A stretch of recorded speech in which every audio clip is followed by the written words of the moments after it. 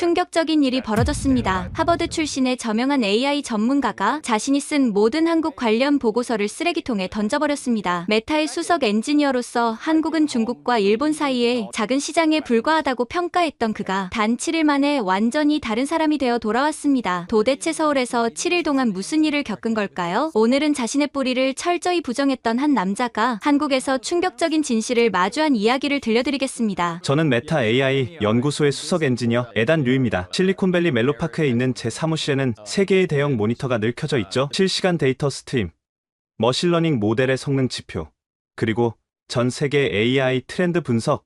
이 차가운 숫자들이 제 세계의 전부였습니다. 하버드에서 박사 학위를 받고 구글을 거쳐 메타로 이직한 지 5년. 연봉은 $50만 달러를 넘었고 스톡 옵션까지 합치면 실리콘밸리 상위 1%에 속했죠. 매일 아침 테슬라 모델 S를 타고 출근하면서 느끼는 성취감. 그것이 제가 추구했던 아메리칸 드림의 정점이었습니다. 하지만 이 모든 성공 뒤에는 제가 철저히 숨기고 싶었던 과거가 있었어요. 한국계라는 사실 말이죠. 어린 시절의 기억은 지금도 선명합니다. 초등학교 3학년 때였어요. 점심시간에 어머니가 싸주신 김밥을 꺼내자 옆자리 애들이 코를 막았죠. 뭐야, 그 냄새. 에단 또 이상한 거 가져왔어. 그날 이후로 저는 한국 음식을 학교에 가져가지 않았습니다. 더 결정적인 사건은 토요일 한글학교에서 일어났어요. 부모님은 제가 한국어를 배우길 원하셨죠. 너가 뿌리를 잊으면 안 돼. 한글은 세계에서 가장 과학적인 문자야. 어머니의 간곡한 부탁에도 저는 반항했습니다. 왜 이런 이상한 글자를 배워야 해요? 동그라미에 막대기만 그어놓은 게 무슨 글자예요? 전 미국인이라고요? 그날 어머니의 눈에 맺힌 눈물을 지금도 잊을 수 없습니다. 하지만 그때 저는 오직 미국 주류 사회에 편입되는 것만이 살 길이라고 믿었어요. 중학교 때부터는 아예 한국어 사용을 거부했습니다. 부모님이 한국어로 말씀하셔도 영어로만 대답했죠. 친구들 앞에서는 부모님이 중국계인 척하기도 했습니다. 왜냐하면 그때만 해도 중국은 거대한 나라였고 한국은 아는 사람도 별로 없었으니까요. 하버드 입학 원서에도 저는 인종란에 단순히 아시안이라고만 적었습니다. 한국계라는 걸 굳이 밝히고 싶지 않았거든요. 대학에서 만난 한국 유학생들과도 일부러 거리를 뒀습니다. 그들이 모여서 한국어로 대화하는 모습이 불편했어요. 왜 미국까지 와서 자기들끼리만 어울리는지 이해할 수 없었죠. 박사 과정 동안 저는 오직 데이터와 알고리즘에만 몰두했습니다. 감정이 배제된 순수한 논리의 세계. 그곳에서는 제가 어디 출신인지 아무도 묻지 않았으니까요. 컴퓨터 비전 분야에서 두각을 나타내며 구글의 스카우트 제안을 받았을 때 저는 완벽한 미국인이 된 것 같았습니다. 20살 이후로 한국을 단 한 번도 방문하지 않았어요. 부모님이 가족 여행을 제안하실 때마다 바쁘다는 핑계로 거절했죠. 에단, 너가 할머니가 보고 싶어 하셔. 한 번쯤은 한국에 가자. 아버지의 부탁에도 저는 차갑게 대답했습니다. 전 한국에 관심 없어요. 제 커리어가 더 중요해요. 메타로 이직한 후에는 더욱 그랬습니다. 아시아 시장 분석을 맡았지만 한국은 늘 우선순위에서 밀렸죠. 제 보고서에는 항상 같은 문구가 들어갔습니다. 한국은 인구 5천만의 작은 시장으로 중국과 일본에 비해 전략적 가치가 낮음. 제대로 된 조사 없이 편견으로 작성한 문장이었죠. 그러던 어느 날, 제 인생을 완전히 뒤바꿀 이메일 한 통이 도착했습니다. 에단, 자네가 다음 주 한국 출장을 가야겠네. 월요일 아침, 부사장의 갑작스러운 통보에 커피를 들고 있던 손이 굳어버렸습니다. 한국이요? 왜 제가 가야 하죠? 아시아 팀에 다른 사람들도 많은데? 부사장은 단호했습니다. 자네가 한국계라는 건 다들 알고 있네. 언어나 문화 이해도 면에서 자네가 최적임자야. 메타의 AI 허브를 아시아에 구축하는 건 올해 최우선 과제네. 일주일간 서울과 판교를 둘러보고 와. 거절할 수 없었습니다. 하지만 속으로는 분노가 끓어올랐죠. 15살 이후로 피해온 곳을 회사 때문에 가야 한다니. 그날 밤, 저는 노트북을 열고 한국 출장 보고서를 미리 작성하기 시작했습니다. 어차피 결론은 정해져 있었으니까요. 한국 AI 시장 현황 및 투자 타당성 검토. 결론부터 말씀드리면 한국은 메타가 대규모 투자를 할 만한 시장이 아닙니다. 첫째, 시장 규모가 작습니다. 인구 5천만은 중국의 14억, 일본의 1억 2천만에 비하면 미미한 수준입니다. 둘째, 독창적 기술력이 부족합니다. 삼성과 LG 같은 대기업들은 여전히 미국 기술을 모방하는 수준에 머물러 있습니다. 셋째, 쓰다가 잠시 멈췄습니다. 한국에 대한 최신 정보가 부족하다는 생각이 들었어요. 하지만 이내 고개를 저었죠. 편견이 가득한 저는 어차피 크게 바뀐 게 없을 거라고 생각했습니다. 출국 전날 어머니에게서 전화가 왔습니다. 에단, 한국 간다면서? 정말 오랜만이구나. 일 때문에 가는 거예요. 금방 돌아올 거고요. 그래도 혹시 시간 나면 할머니 산소에. 어머니, 전 정말 바빠요. 회사 일정만 소화하고 바로 돌아올 거예요. 전화를 끊고 나니 마음 한구석이 불편했습니다. 하지만 그 불편함을 애써 무시했죠. 샌프란시스코 공항에서 대한항공 비즈니스석에 올랐습니다. 이코노미로 하려다가 회사에서 비즈니스 티켓을 끊어줬죠. 주변을 둘러보니 한국인 승객들이 대부분이었습니다. 다들 한국어로 대화를 나누는 소리가 들려왔지만 저는 노이즈 캔슬링 헤드폰을 쓰고 노트북을 열었습니다. 그런데 이륙 직전 흥미로운 장면을 목격했습니다. 한 할머니가 짐을 선반에 올리지 못해 애를 먹고 있었는데 주변 승객 서너 명이 동시에 일어나 도와주는 거예요. 미국에서는 잘 볼 수 없는 광경이었죠. 더 놀라운 건 다음이었습니다. 기내식 서비스가 시작되자 한 승객이 승무원에게 물었어요. 혹시 채식 메뉴 하나 더 있나요? 옆자리 분이 고기를 못 드신다고 하시는데 전혀 모르는 사람을 위해 그런 배려를 하다니. 13시간의 비행 동안 저는 계속 관찰했습니다. 통로를 지날 때 서로 비켜주고 아이가 울면 주변에서 장난감을 건네주고 노인이 화장실 가는 길을 돕고. 이상했습니다. 제가 기억하는 한국인들은 이렇지 않았는데. 혹시 한국 분이세요? 옆자리의 중년 남성이 영어로 물었습니다. 저는 잠시 망설이다 대답했죠. 아니요. 전 미국인입니다. 그는 알겠다는 듯 고개를 끄덕였지만 눈빛에는 아쉬움이 묻어 있었습니다. 비행기가 한국 영공에 진입하자 기장 안내방송이 나왔습니다. 곧 인천국제공항에 도착합니다. 현재 서울 날씨는 맑음. 창밖으로 한국 땅이 보이기 시작했습니다. 15살 이후 처음이었죠. 가슴 한편이 묘하게 두근거렸지만 저는 그 감정을 애써 눌렀습니다. 일주일만 버티면 다시 실리콘밸리로 돌아갈 수 있으니까요. 하지만 제가 곧 마주하게 될 현실은 제 모든 편견을 산산조각 낼 준비를 하고 있었습니다. 인천공항에 발을 디디는 순간 제 고정관념에 첫 번째 균열이 생겼습니다. 우선 입국 심사대가 충격이었어요. 미국 공항에서는 1시간 넘게 줄 서는 게 일상인데 여기는 자동 입국 심사대가 수십 개나 설치되어 있었습니다. 생체 인식으로 10초 만에 통과, 짐 찾는 곳까지 포함해도 비행기에서 내린 지 20분 만에 입국장을 나올 수 있었죠. 어디에 택시 승강장이 있나요? 라고 영어로 물었습니다. 안내데스크에서 직원이 완벽한 영어로 답했습니다. 그런데 이어진 말이 저를 당황하게 했어요. 혹시 한국 분이신데 영어를 쓰시는 건가요? 한국어가 편하시면 한국어로 안내해 드릴게요. 아, 저는 영어가 편합니다. 직원은 이해한다는 듯 미소 지으며 상세한 안내를 해주었죠. 택시 승강장뿐 아니라 공항철도, 리무진 버스까지 다양한 옵션을 설명해 주는데 그 전문성이 인상적이었습니다. 공항 곳곳에 설치된 디지털 사이니지도 놀라웠어요. 증강현실로 길 안내를 해주는 시스템은 실리콘밸리 테크 기업들이 꿈꾸는 미래를 이미 구현해 놓은 것 같았죠. 무료 와이파이는 속도가 어마어마했고 충전 스테이션은 모든 규격을 지원했습니다. 공항철도를 타기로 했습니다. 역으로 내려가는 길, 에스컬레이터 옆으로 계단이 있었는데 거기에 칼로리 소모량이 표시되어 있더군요. 작은 디테일이지만 시민의 건강까지 생각하는 배려가 인상적이었죠. 열차를 기다리는 동안 플랫폼의 스크린도어를 봤습니다. 뉴욕 지하철의 위험한 플랫폼과는 차원이 달랐어요. 스크린도어에는 열차 도착 시간이 초 단위로 표시되고 있었고 실제로 그 시간에 정확히 도착했습니다. 서울역행 직통열차가 곧 도착합니다. 안내 방송이 한국어, 영어, 중국어, 일본어로 나왔습니다. 열차 내부는 비행기 1등석 못지않았어요. 와이파이는 기본이고 각 좌석마다 충전 포트와 테이블이 있었죠. 창밖으로 스쳐 지나가는 풍경을 보며 생각했습니다. 이게 정말 제가 부정했던 그 한국일까? 서울역에 도착해서 지하철로 환승하는데 또 한 번 놀랐습니다. 환승 통로가 완벽하게 연결되어 있었고 곳곳에 안내 표지판이 직관적이었어요. 색깔과 번호로 구분된 노선도는 복잡한 뉴욕 지하철보다 훨씬 이해하기 쉬웠죠. 티머니 카드 하나면 모든 대중교통을 이용하실 수 있습니다.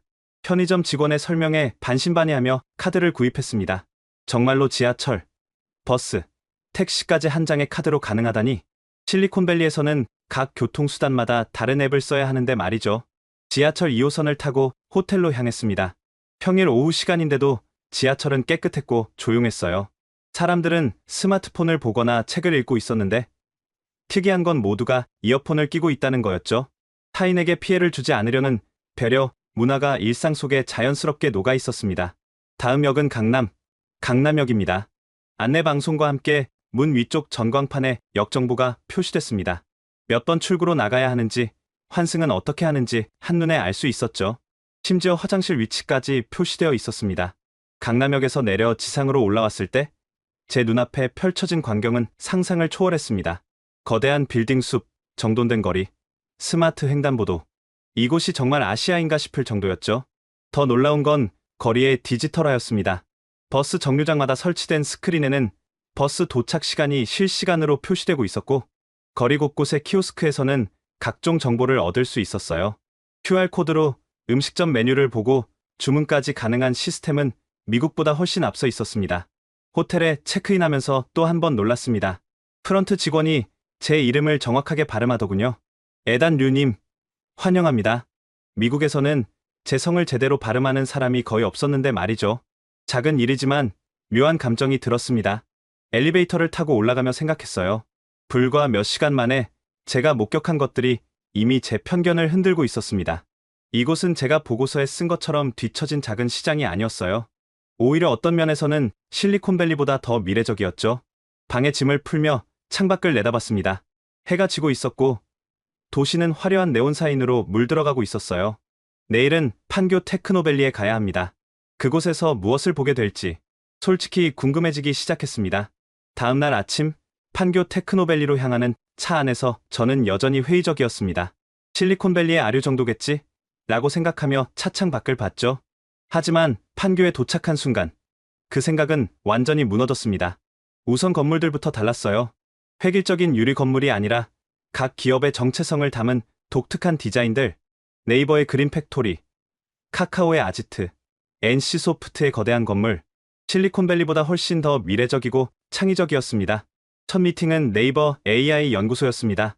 로비에 들어서자 거대한 미디어 월이 방문객을 맞았어요. AI가 실시간으로 생성하는 아트워크가 벽면을 가득 채우고 있었죠.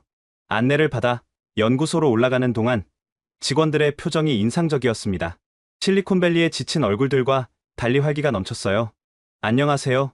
에단 류 박사님. 저는 네이버 AI랩의 책임연구원 최연아입니다. 젊은 여성 연구원이 악수를 청했습니다. 스탠퍼드 박사 출신이라고 자기소개를 하더군요. 저희가 오늘 보여드릴 건 파파고의 최신 기술입니다. 아마 놀라실 거예요. 처음엔 별 기대가 없었습니다. 구글 번역이 이미 시장을 장악하고 있으니까요. 하지만 시연이 시작되자 제 입이 벌어졌습니다. 이건 단순 번역이 아닙니다. 컨텍스트를 이해하고 문화적 뉘앙스까지 반영하죠. 예를 들어볼게요. 화면에 한국어 문장이 떴습니다. 김 과장님, 오늘 회식 때 한잔 하실래요? 파파고는 이를 적절한 영어 표현으로 번역했어요. 단순히 직역하지 않고 회식이라는 한국 문화를 디너로 한 잔을 적절한 영어 표현으로 자연스럽게 바꾼 거죠. 더 놀라운 건 실시간 동시통역입니다. 최 연구원이 한국어로 말하자 제 이어폰에서는 자연스러운 영어가 흘러나왔습니다. 딜레이는 1초도 안 됐고 억양까지 자연스러웠어요. 이게 어떻게 가능하죠? 구글도 아직 이 수준은 저희는 한국어라는 언어의 특성을 깊이 연구했습니다. 한국어 데이터도 압도적으로 많고요. 무엇보다 저희는 실리콘밸리를 벤치마킹하지 않습니다. 우리만의 길을 가죠. 그 말이 가슴에 꽂혔습니다. 벤치마킹하지 않는다. 제가 평생 미국을 따라잡으려고만 했던 것과는 정반대였죠. 오후에는 카카오 브레인을 방문했습니다. 여기서 본 것은 더욱 충격적이었어요. 저희는 멀티모달 AI를 개발 중입니다. 텍스트, 이미지, 음성을 동시에 이해하고 생성하는 거죠. 시연을 보는데 정말 놀라웠습니다. 한국 전통 음악을 들려주자 AI가 그에 어울리는 한국화를 그려냈고 동시에 시조까지 지어냈어요. 기술력도 기술력이지만 한국 문화에 대한 깊은 이해가 녹아 있었습니다. 메타도 멀티모달 AI를 연구하고 있지만 주로 서구 문화 중심이잖아요. 저희는 아시아, 특히 한국 문화를 깊이 이해하는 AI를 만들고 있습니다. 글로벌 시장에서도 차별화된 경쟁력이죠. 연구원의 설명을 들으며 제 얼굴이 화끈거렸습니다. 제가 쓴 보고서에는 독창성 부족이라고 적어놨는데 이들은 이미 독자적인 영역을 구축하고 있었으니까요. 저녁 무렵 마지막으로 삼성 AI 연구소를 방문했습니다. 여기서 만난 김태준 수석연구원은 MIT 선배였어요. 에단? 정말 오랜만이네. 한국에 온 줄 몰랐어. 태준 선배, 여기서 일하고 계셨군요. 응, 3년 전에 돌아왔어. 실리콘밸리도 좋지만 여기가 더 재미있더라고. 선배는 연구소를 안내하며 설명했습니다. 우리가 개발 중인 온디바이스 AI바, 클라우드 없이 스마트폰에서 직접 돌아가는 거야. 프라이버시 문제도 해결하고 속도도 빠르지. 시연을 보니 정말 인상적이었습니다. 인터넷 연결 없이도 실시간 번역, 이미지 분석, 음성 인식이 가능했어요. 메타도 비슷한 걸 연구하고 있지만 아직 이 수준은 아니었죠. 어떻게 이게 가능해요? 모델 크기를 이렇게 줄이면서도 성능을 유지하는 게 한국은 메모리 반도체 강국이잖아. 그 기술력을 AI에 접목시킨 거야. 하드웨어와 소프트웨어를 동시에 최적화할 수 있는 건 삼성 같은 회사만 가능하지. 순간 깨달았습니다. 한국 기업들은 단순히 미국을 따라가는 게 아니었어요. 자신들의 강점을 살려 독자적인 길을 개척하고 있었죠. 제가 얼마나 편견에 사로잡혀 있었는지 부끄러워졌습니다. 연구소를 나오며 선배가 물었어요. 저녁 같이 먹을래? 회사 근처에 괜찮은 곳 있어? 아, 저는 호텔로. 에이, 그러지 말고. 혼자 왔으면 더 적적하잖아. 결국 선배를 따라 작은 한식당에 갔습니다. 그곳에서 우리는 많은 이야기를 나눴어요. 왜 한국으로 돌아왔는지, 여기서 일하는 게 어떤지. 처음엔 나도 걱정했어. 실리콘밸리를 떠나는 게 커리어의 마이너스가 될까봐. 근데 와보니까 오히려 기회가 더 많더라고. 무엇보다 일과 삶의 균형을 찾을 수 있었어. 일과 삶의 균형이요? 내일 낮에 시간 되면 우리 회사 다시 와봐. 직원들이 어떻게 일하는지 보여줄게. 호텔로 돌아오는 택시 안에서 생각이 많아졌습니다. 오늘 본 것들이 계속 머릿속을 맴돌았어요. 독자적 기술, 창의적 접근, 자신감 넘치는 연구원들. 이게 정말 제가 무시했던 그 한국이 맞나? 창밖의 야경을 보며 처음으로 인정했습니다. 제가 틀렸다고, 완전히 틀렸다고. 다음날 오후, 김태준 선배의 초대로 다시 삼성 AI 연구소를 찾았습니다. 하지만 이번엔 기술이 아닌 다른 것을 보게 되었죠. 한국 기업 문화의 진화한 모습을요. 오후 2시, 연구소 로비에 도착했을 때 이상한 광경을 목격했습니다. 직원들이 운동복 차림으로 밖으로 나가고 있었어요. 다들 어디 가는 거예요? 아, 수요일 오후는 리프레시 타임이야. 원하는 운동을 2시간 동안 할 수 있지. 회사에서 지원해주고, 미국에서도 구글이나 메타가 헬스장을 제공하지만 근무 시간 중에 2시간씩 운동하는 건 상상도 못했죠. 업무는 어떻게 하고요? 플렉시블하게 일하면 되지. 중요한 건 시간이 아니라 성과니까. 가자. 구내식당 보여줄게. 구내식당에 들어서자 또 한 번 놀랐습니다. 호텔 뷔페를 방불케 하는 메뉴들. 한식, 양식, 중식, 일식은 물론이고 비건 옵션까지 다양했어요. 무엇보다 모든 게 무료였죠. 점심시간이 지났는데도 이렇게 음식이 많네요. 아침 7시부터 저녁 8시까지 운영해. 직원들 근무 패턴이 다 다르니까. 아, 그리고 가족도 한 달에 4번까지 무료로 이용할 수 있어. 직원들이 335 모여 식사하는 모습이 인상적이었습니다. 딱딱한 위계질서 없이 자연스럽게 대화를 나누고 있었죠. 미국 회사들의 개인주의적 문화와는 또 달랐어요. 따뜻한 공동체 느낌이랄까요? 저기 봐. 저 사람이 우리 팀 막내인데 육아휴직 끝나고 복직했어. 한국은 이제 남자도 육아휴직 1년씩 써. 정말이었습니다. 젊은 남성 직원이 아기 사진을 보여주며 동료들과 웃고 있었어요. 실리콘밸리에서는 남성 육아휴직이 기껏해야 몇 주인데 말이죠. 식사 후 연구소를 둘러봤습니다. 충격의 연속이었어요. 이게 사내 어린이집이야. 회사 안에 있으니까 점심시간에 아이 얼굴 보고 올 수도 있지. 최첨단 시설의 어린이집에서 아이들이 뛰어놀고 있었습니다. 한 여성 연구원이 점심시간을 이용해 아이와 시간을 보내고 있었죠. 저분은 박사학위 소지자인데 출산 후에도 커리어를 이어갈 수 있어서 좋다고 하더라고. 다음은 헬스케어 센터였습니다. 그런데 이게 단순한 의무실 수준이 아니었어요. 종합병원 수준이네요. 맞아. 내과, 정형외과, 정신건강의학과까지 있어. 근무 시간 중에 진료받을 수 있고 가족도 이용 가능해. 물론 무료고. 한 직원이 물리치료를 받고 있었습니다. 허리 통증 때문이라고 하더군요. 미국에서는 병원 가려면 반차를 내고 보험 회사와 씨름해야 하는데 여기선 그냥 잠깐 내려와서 치료받고 가면 되는 거였죠. 가장 인기 있는 건 정신건강 상담이야. 스트레스 관리부터 커리어 상담까지 다양하게 지원하거든. 선배의 사무실로 가는 길에 독특한 공간들을 봤습니다. 낮잠을 잘 수 있는 수면실, 게임을 즐길 수 있는 휴게실, 심지어 노래방까지 있었어요. 이런 시설들이 정말 활용되나요? 미국 회사들도 비슷한 걸 만들어 놓고 정작 눈치 보여서 못 쓰는 경우가 많잖아요. 처음엔 그랬어. 근데 임원들이 먼저 사용하기 시작하니까 문화가 바뀌더라. 저기 봐. 저 사람 우리 전무인데 탁구 치고 있잖아.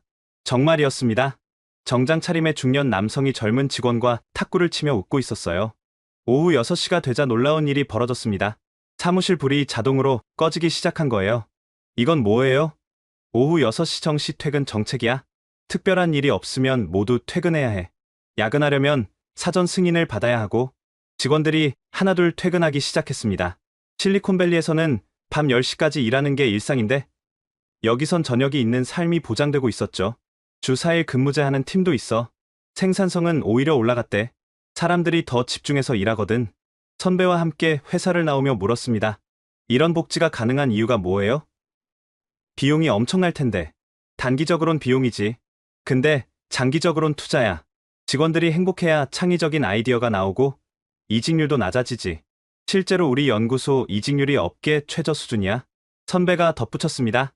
그리고 이게 한국만의 경쟁력이 되고 있어. 실리콘밸리에서 번아웃된 인재들이 한국으로 많이 오고 있거든. 나처럼. 저녁을 먹으며 선배는 더 많은 이야기를 들려줬습니다. 한국 기업들이 어떻게 변하고 있는지, 왜 이런 변화가 일어났는지. IMF 이후로 한국인들은 깨달았어. 회사를 위해 희생만 하다가 버림받을 수 있다는 걸. 그래서 이제는 개인과 회사가 상생하는 모델을 만들어가고 있는 거야. 호텔로 돌아오는 길, 거리는 퇴근한 직장인들로 활기가 넘쳤습니다. 친구들과 저녁을 먹으러 가는 사람들, 학원에 가는 사람들, 운동하러 가는 사람들, 모두가 일외의 삶을 즐기고 있었죠. 메타에서 일하는 제 일상을 떠올려 봤습니다.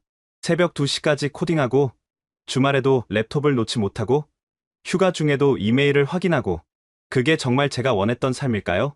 호텔방에서 노트북을 열었습니다. 미리 써둔 보고서가 화면에 떴죠. 한국은 혁신이 부족하고 처음으로 델리트 키를 누르고 싶은 충동을 느꼈습니다. 목요일 아침, 저는 한국의 전자정부 시스템을 견학하기 위해 정부통합전산센터를 방문했습니다.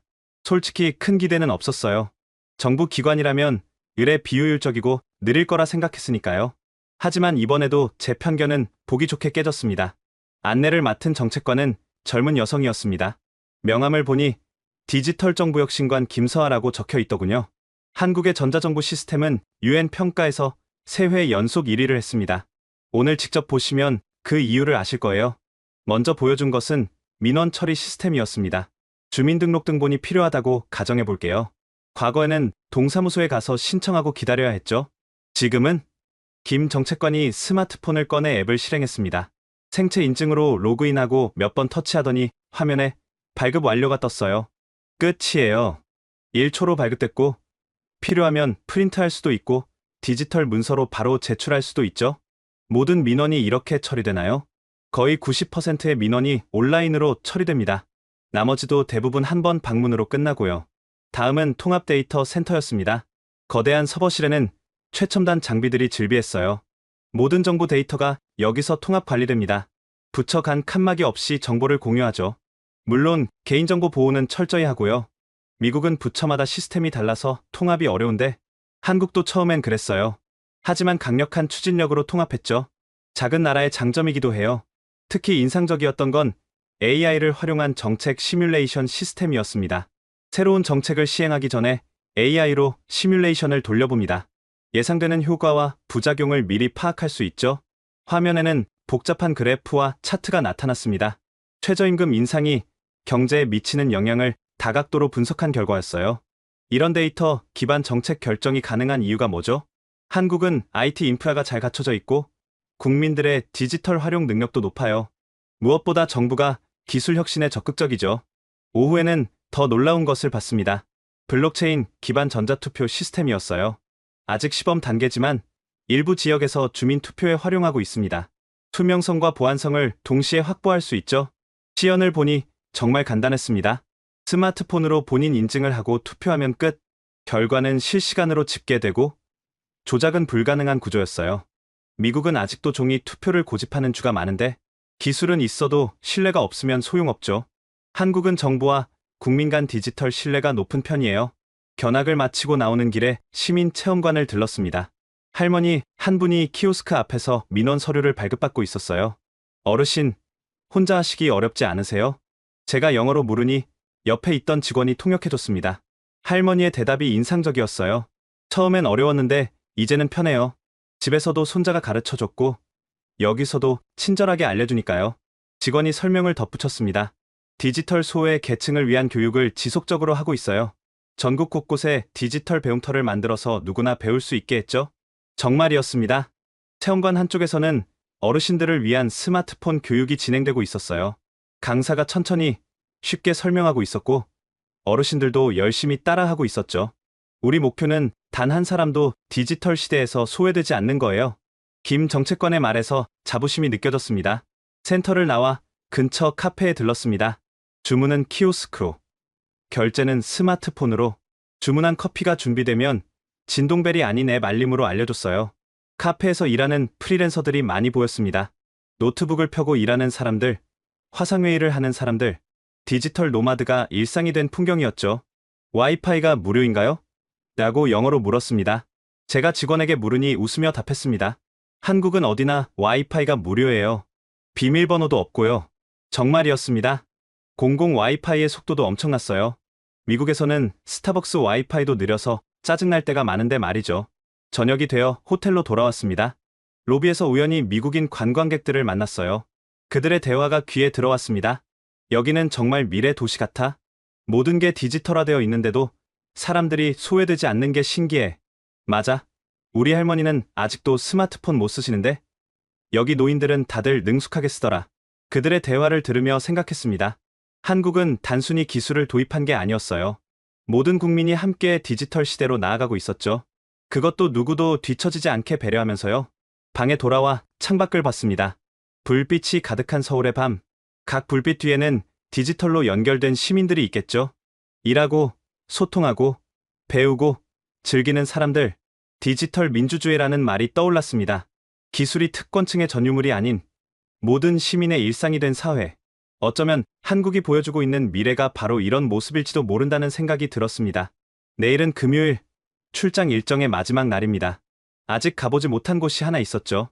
제가 그토록 거부했던 한글에 대해 알아볼 수 있는 곳, 국립한글박물관이었습니다. 금요일 오전, 저는 망설임 끝에 국립한글박물관으로 향했습니다. 솔직히 발걸음이 무거웠어요. 어린 시절 그토록 거부했던 한글을 마주한다는 게 불편했으니까요. 하지만 이번 출장에서 느낀 충격들이 저를 그곳으로 이끌었습니다. 박물관에 들어서자 현대적인 내부 디자인이 눈에 들어왔습니다. 예상했던 고루한 분위기와는 전혀 달랐죠. 입구에서 만난 도슨트는 젊은 남성이었습니다. 안녕하세요. 저는 오늘 안내를 맡은 정우진입니다. 혹시 한국어 설명을 원하시나요? 영어 설명을 원하시나요? 영어로 부탁합니다. 그가 영어로 설명을 시작했는데 완벽한 발음에 놀랐습니다. 한글은 1443년에 세종대왕이 창제한 문자입니다. 하지만 단순한 문자가 아니에요. 600년 전에 만들어진 인류 최초의 오픈소스라고 할 수 있죠. 오픈소스요? 흥미로운 비유였습니다. 도슨트가 미소 지으며 설명을 이어갔어요. 세종대왕은 한글을 만들고 나서 훈민정음 해례본을 통해 제작 원리를 상세히 공개했습니다. 마치 현대의 오픈소스 개발자가 소스 코드를 공개하듯이요. 누구나 이해하고 사용할 수 있도록 한 거죠. 전시실로 들어가니 훈민정음 해례본의 복제본이 있었습니다. 도슨트가 한 페이지를 가리켰어요. 여기 보세요. 자음이 어떻게 만들어졌는지 설명하고 있어요. 고운 혀뿌리가 목구멍을 막는 모양, 놓은 혀가 위신몸에 닿는 모양을 본뜬 거예요. 과학적이지 않나요? 정말 놀라웠습니다. 단순히 만들어낸 기호가 아니라 발음, 기관의 모양을 관찰해서 디자인한 거였어요. 모음은 더 흥미로워요. 천지인, 즉 하늘과 땅과 사람을 상징하는 점과 선으로만 만들었죠. 아는 사람이 동쪽을 보는 모양, 어는 서쪽을 보는 모양이에요. 다음 전시실에서는 한글의 조합 원리를 인터랙티브하게 체험할 수 있었습니다. 터치스크린에서 자음과 모음을 조합하니 수천 개의 글자가 만들어졌어요. 영어는 알파벳 26개로 끝이지만 한글은 자음 14개와 모음 10개로 1152개의 글자를 만들 수 있어요. 그런데 각 글자가 규칙적이라 배우기는 오히려 쉽죠. 순간 깨달았습니다. 이건 정말 프로그래밍 언어 같았어요. 기본 요소를 정의하고 조합 규칙을 만들어서 무한한 확장이 가능하게 한 거였죠. 그래서 한글이 디지털 시대에 큰 장점을 갖는 거예요. 컴퓨터가 처리하기 정말 좋은 구조거든요. 어떤 면에서요? 한글은 자모를 분리할 수 있어요. 하늘, 노로 나눌 수 있죠. 이게 왜 중요하냐면 검색이나 자동 완성, 음성 인식에서 엄청난 이점이 있어요. 중국어나 일본어는 이게 불가능하죠. AI 엔지니어로서 이 설명은 정말 충격적이었습니다. 한글의 구조가 자연어 처리에 최적화되어 있다니. 마지막 전시실에는 현대의 한글 활용 사례들이 있었습니다. 특히 인상적이었던 건 한글을 활용한 프로그래밍 언어였어요. 이건 I라는 프로그래밍 언어예요. 한글로 코딩할 수 있죠. 재미있는 실험이지만 한글의 논리적 구조를 잘 보여줘요. 전시를 마치고 나오는 길에 기념품점에 들렀습니다. 한글을 모티브로 한 디자인 제품들이 가득했어요. 순간적으로 어머니께 선물을 사드리고 싶다는 생각이 들었습니다. 한글이 새겨진 작은 액세서리를 하나 골랐죠. 박물관을 나와 근처 벤치에 앉았습니다. 머릿속이 복잡했어요. 어린 시절 그토록 부정했던 한글이 사실은 엄청난 과학적 원리를 담고 있었다니. 더구나 그것이 현대 기술과 만나 새로운 가능성을 보여주고 있다니. 스마트폰을 꺼내 메모장을 열었습니다. 그리고 난생 처음으로 한글로 제 이름을 써보려고 했어요. 하지만 키보드 앞에서 막막했죠. 응은 찾았는데 애를 어떻게 만드는지 몰랐으니까요. 단 한참을 씨름하다가 포기하고 말았습니다. 35살 인생에서 처음으로 제 이름을 한글로 쓰고 싶다는 생각을 했지만 이미 너무 늦은 것 같았어요. 그때 옆 벤치에 앉아있던 고등학생 정도로 보이는 여학생이 말을 걸었습니다. 저기요, 한글 키보드 처음 쓰시나 봐요? 아, 네. 좀 어렵네요. 제가 도와드릴까요? 사실 진짜 쉬워요. 10분이면 배울 수 있어요. 학생은 친절하게 한글 자판 원리를 설명해줬습니다. 왼손은 자음, 오른손은 모음. 놀랍도록 논리적인 배치였어요. 에다는 응, 노 순서로 치시면 돼요. 해보세요. 떨리는 손가락으로 천천히 쳤습니다. 에단. 화면에 제 이름이 한글로 떴을 때 묘한 감정이 밀려왔습니다. 뭐라 표현하기 어려운 벅차오름이었죠. 와, 금방 하시네요. 한글은 정말 배우기 쉬워요. 세종대왕님이 백성들을 생각해서 쉽게 만드신 거거든요. 학생이 돌아간 후에도 저는 계속 한글을 쳐봤습니다. 에단류, 메타, 실리콘밸리. 신기하게도 모든 외국어를 한글로 표현할 수 있었어요. 그때 전화가 왔습니다. 삼성연구소의 김태준 선배였어요. 에단, 저녁에 시간 있어? 네이버 친구들이랑 모임이 있는데 같이 가자. 재미있는 얘기 들을 수 있을 거야. 저녁, 강남의 한 레스토랑에서 한국 IT 업계 사람들을 만났습니다. 그중 한 명이 흥미로운 이야기를 꺼냈어요. 한글이 왜 AI 시대에 유리한지 알아요? 자모 분리가 가능하다는 것도 있지만 더 중요한 건 한글의 표음성이에요. 쓰는 대로 읽히고 읽히는 대로 쓸 수 있죠. 음성인식 AI 개발할 때 영어보다 훨씬 정확도가 높아요. 다른 사람이 덧붙였습니다. 맞아요. 우리가 개발한 음성 비서가 한국어 인식률 98%를 넘겼어요. 영어는 아직 90%도 힘든데 말이죠. 한글의 규칙성 덕분이에요. 그리고 한글은 감정 표현도 풍부해요. 유유, 같은 표현은 다른 언어에는 없잖아요. 이모티콘의 원조라고 할 수 있죠. 대화를 들으며 계속 놀랐습니다.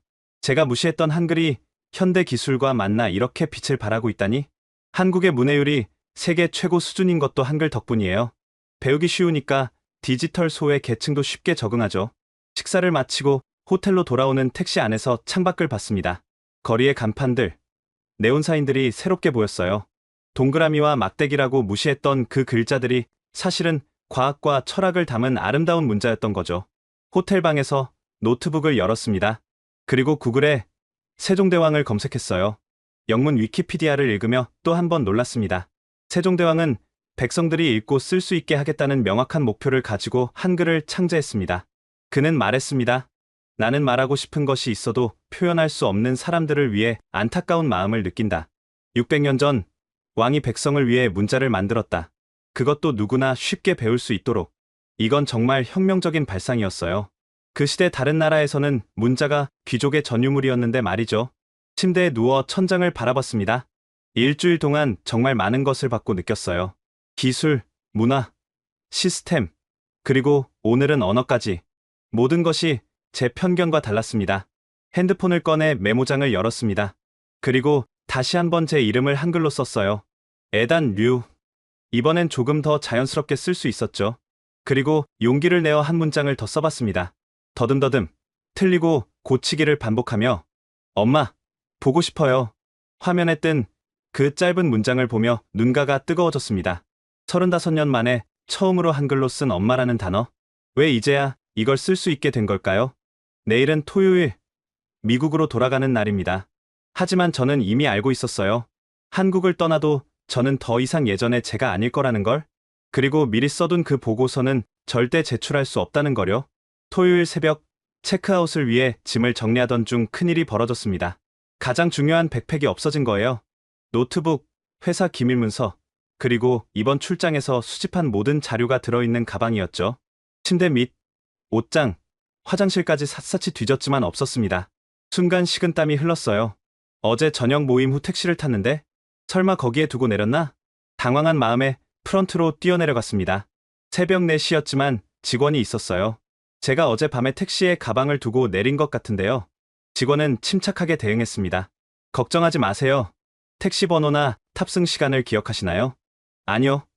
카드로 결제했는데 카드 결제 기록으로 찾을 수 있습니다. 잠시만 기다려주세요. 직원이 어디론가 전화를 걸기 시작했습니다. 새벽인데도 관련 기관이 응답하는 게 신기했어요. 10분쯤 지나자 직원이 밝은 표정으로 돌아왔습니다. 찾았습니다. 택시 기사님이 이미 경찰서에 맡기셨네요. 강남경찰서 유실물센터에 있다고 합니다. 안도감과 동시에 의구심이 들었습니다. 정말 그대로 있을까? 노트북과 중요 서류들이 그대로 있을까? 경찰서가 몇 시에 여나요? 24시간 운영됩니다. 지금 가셔도 찾을 수 있어요. 택시 부르시겠어요? 새벽 거리를 달려 강남경찰서에 도착했습니다. 유실물센터도 정말 열려 있었어요. 당직 경찰관이 친절하게 맞아줬습니다. 백팩 찾으러 오셨군요. 신분증 보여주시고 여기 서명해주세요. 간단한 확인 절차 후 제 가방이 나왔습니다. 떨리는 손으로 지퍼를 열었어요. 믿기지 않았습니다. 노트북, 서류, 심지어 지갑 속 현금까지 전부 그대로였어요. 이게 다 있네요. 정말 하나도 없어진 게 없어요. 경찰관이 웃으며 말했습니다. 한국은 유실물 회수율이 80%가 넘어요. 특히 택시 기사님들은 거의 다 가져다 주시죠. 어제는 기사님이 직접 오셔서 맡기고 가셨어요. 기사님 연락처를 알 수 있을까요? 사례를 하고 싶은데. 여기 기록에 있네요. 근데 대부분 사례금 안 받으세요? 당연한 일 했을 뿐이라고 하시죠. 경찰서를 나와 택시를 타고 호텔로 돌아왔습니다. 여전히 믿기지 않았어요. 실리콘밸리에서 노트북을 잃어버리면 다시 찾을 확률은 거의 제로인데 호텔에 도착하니 프런트 직원이 기다리고 있었습니다. 찾으셨다니 다행이네요. 참, 아까 택시 기사님께서 전화하셨어요. 손님이 걱정하실까봐 호텔로도 연락하셨대요. 정말이지? 이런 나라가 또 있을까요? 방으로 올라가는 엘리베이터 안에서 생각했습니다. 이건 단순히 하나의 에피소드가 아니에요. 한국 사회 전반에 깔려있는 신뢰와 정직함을 보여주는 거였죠. 체크아웃 시간까지 아직 여유가 있어서 찾은 가방을 정리했습니다. 그런데 서류 사이에서 작은 메모지 하나를 발견했어요. 한글로 적혀 있었는데 글씨체가 투박했습니다. 옆에 있던 호텔 직원에게 읽어달라고 부탁했더니 이렇게 적혀 있었어요. 외국인 손님 것 같아서 더 조심히 갖다 드립니다. 좋은 여행 되세요. 택시 기사 박춘식 드림. 순간 목이 메었습니다. 새벽에 일하는 택시 기사가 외국인의 짐을 발견하고 경찰서에 맡기고 호텔에까지 연락하고 심지어 메모까지 남겼다니 전화번호를 눌러 기사님께 전화를 했습니다. 여보세요? 저 어제 가방 두고 내린 외국인입니다. 정말 감사합니다.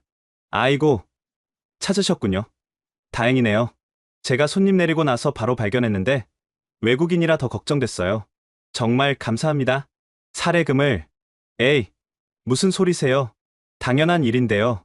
한국 여행은 어떠셨어요? 당연한 일. 그 말이 가슴에 박혔습니다. 정말 좋았습니다. 생각보다 훨씬 좋았어요. 그래요? 다음에 또 오세요. 한국은 언제나 환영이에요.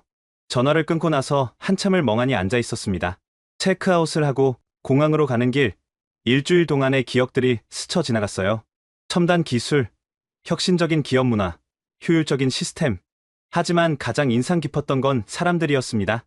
배려하고, 신뢰하고, 정직한 사람들. 그게 한국의 진짜 경쟁력이었어요. 공항철도 안에서 노트북을 꺼냈습니다. 그리고 일주일 전에 미리 써둔 보고서를 열었어요. 한국은 작은 시장이며 혁신이 부족하고 한 줄 한 줄 읽을수록 얼굴이 화끈거렸습니다. 내가 정말 이렇게 편견 가득한 사람이었나? 그리고 결심했습니다. 이 보고서는 제출할 수 없다고, 완전히 새로 써야 한다고. 인천공항에 도착해서도 계속 생각했습니다. 어떻게 이 일주일의 경험을 보고서에 담을 수 있을까? 숫자와 데이터만으로는 불가능할 것 같았어요. 체크인을 하고 출국장으로 향하는 길, 문득 뒤를 돌아봤습니다. 일주일 전 이곳에 도착했을 때와는 완전히 다른 마음이었죠. 그때는 빨리 떠나고 싶었는데 지금은 뭔가 아쉬웠습니다. 보안 검색대를 통과하면서 직원이 말했어요. 좋은 여행 되셨나요? 네, 정말 좋았습니다. 진심이었습니다. 면세점을 지나며 선물 가게에 들렀어요. 가족들에게 줄 선물을 사야겠다는 생각이 들었거든요. 특히 어머니께 드릴 걸 고르는데 시간이 걸렸습니다. 한국 전통 문양이 든 스카프를 골랐어요. 그리고 작은 카드에 메시지를 적어달라고 부탁했죠. 한글로 적어주실 수 있나요? 엄마, 사랑해요라고요. 직원이 정성스럽게 적어줬습니다. 예쁜 한글 글씨체로. 게이트에서 비행기를 기다리며 다시 한번 가방을 확인했습니다. 노트북도, 서류도, 모든 게 제자리에 있었어요. 하지만 가장 중요한 건 눈에 보이지 않는 것들이었죠. 일주일 동안 얻은 깨달음, 바뀐 생각, 그리고 처음으로 느낀 한국인으로서의 뭐라고 할까요? 연결감 같은 것. 대한항공 801편 샌프란시스코행 탑승을 시작합니다. 일어서면서 마지막으로 창밖을 봤습니다. 저 멀리 서울의 스카이라인이 보였어요. 다시 올게요. 마음속으로 약속했습니다. 이번엔 정말로 그럴 것 같았어요. 비행기가 이륙하기 직전 승무원이 한국 신문을 나눠주었습니다. 평소 같으면 거절했겠지만 이번엔 받아들었어요. 조선일보였습니다. 물론 한글을 제대로 읽을 수는 없었지만 사진과 몇몇 단어들은 이제 조금씩 알아볼 수 있었죠. 그런데 경제면에 흥미로운 기사가 있었습니다. 영문 제목도 함께 적혀 있었어요. 한국 AI 스타트업들이 실리콘밸리 거인들에게 도전한다. 사진 속에는 제가 며칠 전 만났던 연구원들이 있었고요. 옆자리에 앉은 한국인 승객이 제가 신문을 보는 걸 눈치채고 말을 걸었습니다. 한국 기사에 관심 있으신가요? 아, 네. 이 기사가 궁금해서요. 한국 AI 스타트업들이 실리콘밸리에 도전장을 냈다는 내용이에요. 특히 언어 처리 분야에서 좋은 성과를 내고 있대요. 친절한 설명에 감사하며 대화를 이어갔습니다. 알고 보니 그는 조선일보의 정화영 기자였어요. IT 전문 기자로 실리콘밸리 취재차 가는 길이라고 했죠. 혹시 한국계 미국인이신가요? 순간 망설였지만 이번엔 솔직하게 대답했습니다. 네, 맞아요. 부모님이 한국 분이세요. 아, 그러시군요. 한국은 처음 방문하신 건가요? 20살 이후로 처음이에요. 정 기자는 잠시 저를 보더니 조심스럽게 물었습니다. 실례가 안 된다면 왜 그렇게 오래 안 오셨나요? 그 질문에 할 말을 잃었습니다. 왜였을까요? 바쁘다는 핑계, 관심 없다는 변명 뒤에 숨은 진짜 이유는 뭐였을까요? 제가 한국인이라는 걸 부정하고 싶었던 것 같아요. 처음으로 누군가에게, 아니 제 자신에게 솔직해진 순간이었습니다. 정 기자는 고개를 끄덕이며 공감하는 표정을 지었어요. 많은 재외 한국인들이 그런 갈등을 겪죠. 특히 미국에서는 더 그럴 거예요. 어떻게 아세요? 제 사촌동생도 LA에 살아요. 처음엔 한국인임을 숨기려 했대요. 그런데 나이가 들수록 뿌리가 그리워진다고 하더라고요. 뿌리. 그 단어가 가슴에 콕 박혔습니다. 이번 방문은 어떠셨어요? 솔직히 충격적이었어요. 제가 알던 한국이 아니었거든요. 어떤 면에서요? 모든 면에서요. 기술, 문화, 사람들, 특히 사람들의 따뜻함에 놀랐어요. 정 기자가 미소를 지었습니다. 그게 한국의 힘이죠. 빨리빨리 문화도 있지만 정 문화도 여전히 살아있어요. 대화를 이어가다가 정 기자가 뜻밖의 질문을 던졌습니다. 혹시 메타에서 일하시나요? 깜짝 놀라 그를 봤습니다. 어떻게 알았을까? 백팩에 메타 로고가 있네요. 그리고 AI 관련 자료들도 보이고요. 역시 기자다운 관찰력이었습니다. 숨길 것도 없어서 사실대로 말했죠. 네. 메타 AI 연구소에서 일해요. 이번에 한국 시장 조사차 왔었고요. 아, 그러시군요. 사실 저도 다음 주에 메타 본사를 방문할 예정이에요. AI 윤리에 대한 기사를 쓰려고요. 우연의 일치였습니다. 정 기자는 명함을 건네며 말했어요. 혹시 괜찮으시면 인터뷰를 부탁드려도 될까요? 한국계 미국인 엔지니어가 본 한국 AI 산업 같은 주제로요. 평소에 저라면 거절했을 겁니다. 하지만 이상하게 이번엔 다른 마음이 들었어요. 좋아요. 근데 하나 조건이 있어요. 뭔가요? 제가 거꾸로 질문 하나 해도 될까요? 기자님은 왜 제가 한국을 부정했다고 생각하세요? 정 기자는 잠시 생각하더니 천천히 대답했습니다. 두려웠던 거 아닐까요? 한국인이라는 정체성을 받아들이면 미국 주류 사회에 속할 수 없다고 생각하신 거죠. 그런데 아이러니하게도 자신의 뿌리를 부정하면 할수록 더 불안해지지 않았나요? 전곡을 찔린 기분이었습니다. 35년 동안 제가 느꼈던 그 공허함의 정체가 바로 그거였어요. 맞아요. 완벽한 미국인이 되려고 했지만 결국 어디에도 속하지 못한 사람이 된 것 같아요. 이번 한국 방문이 그런 생각을 바꾸는 계기가 됐나요? 네.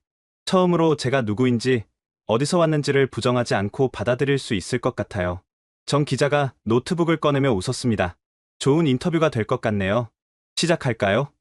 13시간의 비행 중 3시간을 정 기자와 이야기했습니다.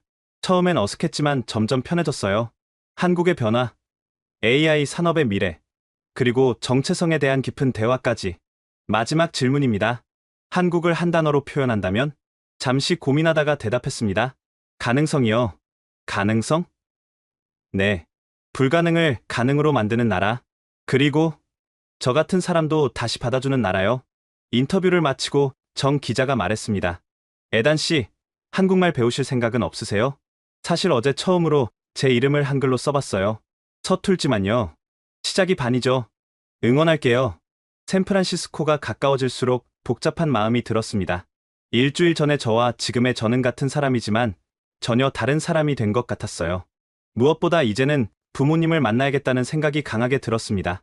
20살 이후로 쌓아온 벽을 허물고 진짜 대화를 해야겠다고요. 비행기가 착륙하기 직전, 정 기자가 마지막으로 한마디 했습니다. 에단 씨, 뿌리를 찾은 사람은 더 멀리 날 수 있대요. 이제 진짜 비상할 차례 아닐까요? 그 말이 가슴 깊이 새겨졌습니다. 네, 이제 시작이었어요. 부정했던 뿌리를 받아들이고 더 큰 사람이 되는 여정의 시작. 샌프란시스코 공항에 도착했지만 이상하게도 집에 온 것 같지 않았습니다. 오히려 서울을 떠나온 게 더 아쉽게 느껴졌죠. 공항을 나와 우버를 기다리며 스마트폰을 켰는데 정화영 기자에게서 메시지가 와 있었어요. 에다님, 무사히 도착하셨나요? 참고하시라고 서울 스타트업 생태계 자료 보내드려요. 다음에 또 뵙겠습니다. 첨부된 자료를 열어보니 제가 미처 보지 못한 서울의 또 다른 모습들이 담겨 있었습니다. 성수동의 소셜벤처밸리, 을지로의 힙한 창업 공간들, 그리고 정부의 스타트업 지원 정책들. 집으로 가는 차 안에서 계속 그 자료를 읽었습니다. 특히 인상적이었던 건 소셜 임팩트를 추구하는 스타트업들이 많다는 거였어요. 단순히 돈을 버는 게 아니라 사회 문제를 해결하려는 기업들, 시각장애인을 위한 AI 길 안내 서비스, 독거노인 케어 로봇, 탈북민 취업 매칭 플랫폼. 실리콘밸리에서는 보기 힘든 따뜻한 기술들이었죠. 집에 도착해서 짐을 풀다가 한글박물관에서 산 기념품을 발견했습니다. 어머니께 드릴 선물과 함께 제 자신을 위해 산 작은 노트. 표지에 한글로 시작이라고 적혀 있었어요. 그 노트를 펴고 일주일 동안의 경험을 정리하기 시작했습니다. 하지만 한글이 아닌 영어로요. 아직은 한글로 긴 문장을 쓸 수 없었으니까요. 첫째 날 인천공항의 충격. 미래가 이미 현실이 된 곳. 둘째 날 판교 테크노밸리. 실리콘밸리를 넘어서는 혁신. 셋째 날 일과 삶의 균형. 행복한 직원이 만드는 혁신. 쓰다 보니 깨달았습니다. 제가 본 건 단순한 기술 발전이 아니었어요. 사람을 중심에 둔 발전이었죠. 그리고 그 바탕에는 서로를 배려하고 신뢰하는 문화가 있었고요. 월요일 아침, 메타 오피스로 출근했습니다. 일주일 만에 본 실리콘밸리는 왠지 다르게 보였어요. 여전히 혁신적이고 역동적이지만 뭔가 차가워 보였달까요? 에단, 한국은 어땠어? 팀장인 마크가 물었습니다. 평소에 저라면 그저 그랬어요 라고 대답했겠지만 이번엔 달랐어요. 놀라웠어요. 우리가 벤치마킹해야 할 것들이 많더군요. 마크가 놀란 표정을 지었습니다. 정말? 어떤 면에서? 일단 정부의 디지털 시스템은 우리보다 훨씬 앞서 있어요. 그리고 AI 기술도 특정 분야에서는 이미 우리를 넘어섰고요. 흥미롭네. 자세한 건 보고서로 봐야겠군. 맞아요. 보고서. 이제 새로 써야 할 보고서가 있었죠. 사무실로 돌아와 모니터 앞에 앉았습니다. 일주일 전 이 자리에서 편견 가득한 보고서를 썼던 기억이 났어요. 심호흡을 하고 새 문서를 열었습니다. 한국 AI 시장 분석 보고서 혁신의 새로운 중심지. 첫 문장부터 달랐습니다. 한국은 더 이상 우리가 간과할 수 있는 작은 시장이 아닙니다. 오히려 특정 분야에서는 우리가 배워야 할 혁신의 실험장이 되고 있습니다. 데이터와 숫자를 넣되 제가 직접 경험한 것들도 함께 담았어요. 기술뿐 아니라 문화와 사람에 대한 이야기도요. 한국의 진정한 경쟁력은 첨단 기술 그 자체가 아니라 그것을 가능하게 하는 사회적 신뢰와 협력의 문화에 있습니다. 80%가 넘는 유실물 회수율은 단순한 통계가 아닌 이 사회의 신뢰 수준을 보여주는 지표입니다. 보고서를 쓰면서도 계속 떠올랐습니다. 네이버 연구원의 자신감, 택시 기사의 정직함, 그리고 한글의 과학성까지. 특히 강조한 부분은 한국의 포용적 혁신이었어요. 한국은 기술 발전에서 소외되는 계층이 없도록 하는데 큰 노력을 기울이고 있습니다. 70살 노인도 키오스크를 사용하고 전 국민이 디지털 정보 서비스를 이용합니다. 이는 진정한 의미의 디지털 민주주의입니다. 저녁 늦게까지 보고서를 썼습니다. 쓰면서 느꼈어요. 이건 단순한 시장 분석 보고서가 아니라 제 자신의 변화에 대한 기록이기도 하다는 걸. 마지막 부분에 이렇게 적었습니다. 결론적으로 메타는 한국 시장을 단순한 소비 시장이 아닌 혁신의 파트너로 봐야 합니다. 특히 AI와 메타버스 분야에서 한국 기업들과의 협업은 우리에게도 새로운 기회가 될 것입니다. 보고서를 다 쓰고 나니 새벽 2시였습니다. 피곤했지만 이상하게 개운했어요. 처음으로 진실을 썼다는 느낌이랄까요? 창밖을 보니 실리콘밸리의 불빛들이 반짝이고 있었습니다. 문득 같은 시각 서울은 어떤 모습일까 궁금해졌어요. 시차 계산을 해보니 서울은 오후 6시, 퇴근 시간이겠네요. 스마트폰을 꺼내 한국 뉴스를 검색해봤습니다. 서울시 AI 기반 교통 시스템으로 출퇴근 시간 30% 단축. 한국 스타트업, 글로벌 유니콘 기업으로 성장. 일주일 전에 저라면 관심도 없었을 뉴스들이 이제는 흥미롭게 다가왔습니다. 그때 이메일 알림이 왔어요. 김태준 선배였습니다. 에단, 잘 들어갔어? 네가 떠나고 나서 우리 팀이 큰 프로젝트를 하나 따냈어. 글로벌 협업이 필요한데 혹시 관심 있으면 알려줘. 답장을 쓰려다가 멈췄습니다. 그리고 용기를 내어 한글로 답장을 써보기로 했어요. 구글 번역기의 도움을 받아 천천히. 선배, 연락 감사합니다. 프로젝트 정말 관심 있어요. 자세히 알려주세요. 어색하고 틀린 부분도 있겠지만 처음으로 한글로 이메일을 쓴 거였어요. 작은 성취감이 들었습니다. 새벽 공기를 마시러 밖에 나왔습니다. 캘리포니아의 맑은 하늘에 별이 빛나고 있었어요. 그리고 결심했습니다. 이번 주말에 부모님을 찾아뵙기로, 20살 이후로 처음으로 제대로 된 대화를 나누기로, 그리고 한글을 제대로 배우겠다고 말씀드리기로. 별을 보며 생각했습니다. 서울에서의 일주일이 제 인생을 어떻게 바꿔놓을지는 이제 시작일 뿐이라고. 진짜 변화는 지금부터라고. 주말 토요일 아침, 저는 마침내 부모님 댁으로 향했습니다. 손에는 서울에서 사온 선물들이 들려 있었죠. 특히 어머니를 위한 한글 문양 스카프와 작은 카드가 가슴을 뛰게 했습니다. 초인종을 누르는 손이 떨렸어요. 문이 열리고 어머니가 나오셨을 때 예상치 못한 감정이 밀려왔습니다. 에단? 정말 네가 맞니? 어머니의 눈가에 눈물이 맺혔습니다. 마지막으로 집에 온 게 3년 전이었으니까요. 엄마, 한국 다녀왔어요. 그 한마디에 어머니는 놀란 표정을 지으셨습니다. 한국에? 정말? 거실에 앉아 차를 마시며 일주일간의 이야기를 들려드렸습니다. 인천공항의 첫인상부터 판교의 혁신, 그리고 한글의 아름다움까지. 그리고 이거 엄마한테 선물이에요. 스카프를 건네며 카드를 보여드렸습니다. 엄마, 사랑해요라고 쓰인 한글을 보시고 어머니는 그만 울음을 터뜨리셨어요. 네가 한글로 아직 서툴러요. 하지만 배우고 싶어요. 늦었지만. 아버지도 거실로 나오셨습니다.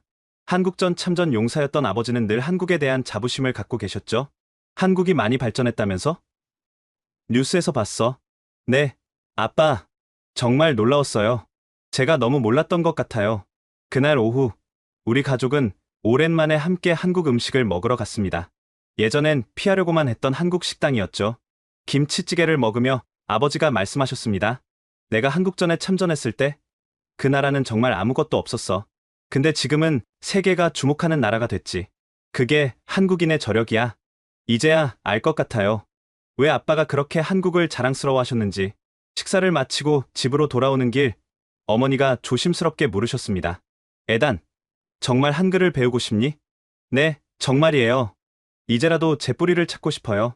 어머니는 미소를 지으며 집에 도착하자마자 다락방으로 올라가셨습니다. 잠시 후 먼지 쌓인 상자를 들고 내려오셨어요. 네가 어릴 때 거부했던 한글 교재들이야? 버리지 못하고 다 간직하고 있었어. 상자를 열어보니 그때 그 책들이 그대로 있었습니다.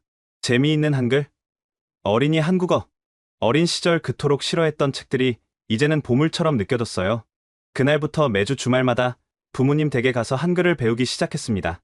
35살에 시작한 한글 공부. 어머니는 세상에서 가장 인내심 있는 선생님이 되어주셨죠. 고은 이렇게 쓰는 거야. 기억이라고 읽어. 기억. 그래. 잘했어. 다음은 노, 니은이야. 마치 5살 아이가 된 것처럼 하나하나 배워나갔습니다. 신기하게도 어렸을 때는 그렇게 어렵게 느껴졌던 한글이 이제는 정말 논리적이고 아름답게 보였어요. 한편 회사에서는 제 보고서가 큰 반향을 일으켰습니다. 에단, 자네 보고서를 읽었네. 매우 인상적이야. 부사장이 직접 제 사무실로 찾아왔습니다. 한국 시장에 대한 자네의 통찰력이 놀라워. 특히 포용적 혁신이라는 개념이 흥미롭더군. 직접 보고 느낀 걸 솔직하게 적었습니다. 우리도 한국에서 배울 게 많다는 거지. 자네가 아시아 전략팀을 이끌어보면 어떻겠나? 갑작스러운 제안에 놀랐지만 이번엔 두려움보다 설렘이 컸습니다. 기회를 주신다면 최선을 다하겠습니다. 그렇게 저는 메타의 아시아 전략 총괄이 되었습니다. 첫 프로젝트는 한국 기업들과의 협업이었죠. 네이버, 카카오와 함께 글로벌 AI 프로젝트를 진행하게 된 거예요. 화상회의에서 한국 팀과 대화할 때 저는 서툴지만 한국어로 인사를 했습니다. 안녕하세요. 저는 에단 류입니다. 잘 부탁드립니다. 화면 너머 한국 팀이 환하게 웃으며 박수를 쳐줬어요. 와, 한국어 하시네요. 아직 많이 서툴러요. 하지만 계속 배우고 있습니다. 프로젝트를 진행하면서 한국 팀의 일하는 방식에 많은 걸 배웠습니다. 빠른 의사결정, 수평적 소통, 그리고 무엇보다 서로를 배려하는 문화, 이런 것들을 우리 팀에도 적용하기 시작했죠. 3개월 후 부모님과 함께 한국을 방문했습니다. 어머니는 30년 만에 고국 방문이었고 저는 이번엔 관광객이 아닌 한국계 미국인으로서의 방문이었죠. 할머니 산소에 가서 처음으로 제대로 된 인사를 드렸습니다. 할머니, 늦었지만 인사드리러 왔어요. 이제야 한국이 얼마나 대단한 나라인지 알게 됐어요. 어머니가 옆에서 통역을 해주셨지만 제 마음은 이미 전달된 것 같았습니다. 서울에서 김태준 선배를 다시 만났을 때 선배가 놀라며 말했어요. 에단, 많이 변했구나. 표정부터 달라. 이제야 제가 누구인지 알게 된 것 같아요. 그게 바로 정체성의 힘이지. 뿌리를 아는 사람은 흔들리지 않아. 석 달이 지난 지금 저는 매달 한국을 방문합니다. 메타와 한국 기업들의 협업 프로젝트가 점점 확대되면서 저는 실질적인 가교 역할을 하고 있죠. 하지만 직책보다 더 큰 변화는 제 안에서 일어났습니다. 한글 실력도 많이 늘었어요. 이제는 간단한 이메일은 한글로 쓸 수 있고 회의에서도 기본적인 대화는 한국어로 할 수 있게 됐죠. 물론 아직도 복잡한 표현은 어렵지만 계속 배우고 있습니다. 에단 부사장님, 한국어 정말 많이 늘었네요. 네이버 팀과의 회의에서 들은 칭찬이 얼마나 기뻤는지 모릅니다. 어린 시절 그토록 거부했던 언어가 이제는 제 경쟁력이 되었으니까요. 가장 보람 있는 프로젝트는 디지털 포용 이니셔티브였습니다. 한국의 디지털 포용 정책을 벤치마킹해서 동남아시아 지역에 적용하는 프로젝트였죠. 노인들도 쉽게 사용할 수 있는 인터페이스, 다국어 지원, 그리고 디지털 교육 프로그램까지. 이 프로젝트의 영감은 한국에서 왔습니다. 기술이 특정 계층의 전유물이 아닌 모두를 위한 도구가 되어야 한다는 철학이죠. 실리콘밸리 본사에서 발표할 때 많은 임원들이 감명을 받았습니다. CEO는 직접 저를 찾아와 말했어요. 에단, 자네가 보여준 인간 중심의 기술이라는 관점이 우리가 나아가야 할 방향인 것 같네. 부모님과의 관계도 완전히 회복됐습니다. 이제는 매주 일요일마다 부모님 댁에서 저녁을 먹어요. 어머니가 해주시는 김치찌개를 먹으며 한 주간 있었던 일을 한국어와 영어를 섞어가며 이야기합니다. 엄마, 다음 달에 서울 에이덱스에서 키노트 스피치를 하게 됐어요. 정말? 우리 아들이 그런 큰 무대에? 한국어로 하려고요. 많이 연습해야겠지만 아버지도 자랑스러워하셨습니다. 내가 지켜본 한국의 발전을 네가 이제 함께하고 있구나. 지난달에는 한국 정부로부터 글로벌 한인 공로상 후보로 추천받았습니다. 한국과 미국을 잇는 가교 역할을 했다는 이유였죠. 수상 여부와 관계없이 추천만으로도 큰 영광이었습니다. 최근에는 더 큰 프로젝트를 준비하고 있습니다. 테크 포굿 코리아라는 이름으로 실리콘밸리의 기술력과 한국의 실행력을 결합해 글로벌 사회 문제를 해결하는 프로젝트예요.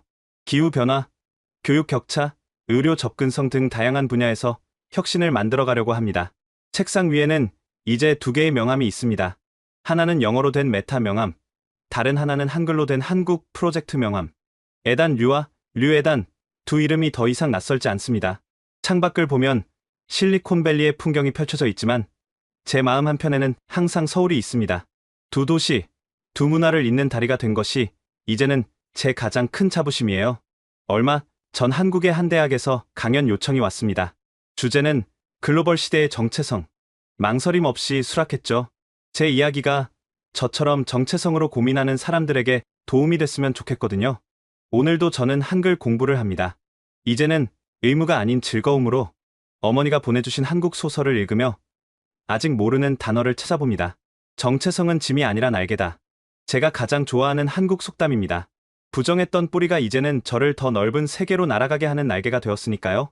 다음 달에는 한국에서 일주일간 머물 계획입니다. 이번엔 일 때문만이 아니라 제 뿌리를 더 깊이 탐구하기 위해서요. 그리고 언젠가는 한국에서도 살아보고 싶습니다. 늦었지만 찾은 것들이 더 소중하게 느껴집니다. 한글, 한국, 그리고 저 자신까지도요. 지금까지 에단 류 박사의 특별한 일주일 이야기를 들려드렸습니다. 자신의 뿌리를 부정하며 살았던 한 사람이 한국에서 충격적인 진실을 마주하고 완전히 새로운 사람으로 거듭난 이야기. 어떠셨나요? 세계 최고 수준의 디지털 인프라, 독창적인 AI 기술력, 그리고 무엇보다 서로를 배려하고 신뢰하는 따뜻한 문화. 이것이 바로 오늘날 대한민국의 진짜 모습입니다. 우리가 당연하게 여기는 일상이 사실은 세계가 부러워하는 혁신이었다는 것. 티머니 카드 하나로 모든 교통수단을 이용하고 정부 민원을 5분 만에 처리하고 잃어버린 물건의 80%가 돌아오는 나라. 이런 대한민국에 살고 있다는 게 자랑스럽지 않으신가요? 특히 600년 전 세종대왕이 만든 한글이 AI 시대에 가장 적합한 문자로 재조명받고 있다는 사실. 우리 조상들의 지혜가 얼마나 위대했는지 다시 한번 느끼게 됩니다. 여러분, 이 놀라운 대한민국의 이야기를 더 많은 사람들과 나누고 싶지 않으신가요? 이 영상을 공유해주세요. 우리나라의 진정한 가치를 세계에 알리는데 여러분이 함께 해주신다면 큰 힘이 될 거예요. 구독과 좋아요도 잊지 마시고 알림 설정까지 해주시면 더 많은 감동적인 이야기로 찾아뵙겠습니다. 오늘도 자랑스러운 대한민국 시민으로 행복한 하루 보내세요. 원더풀 해외 사연이었습니다. 감사합니다.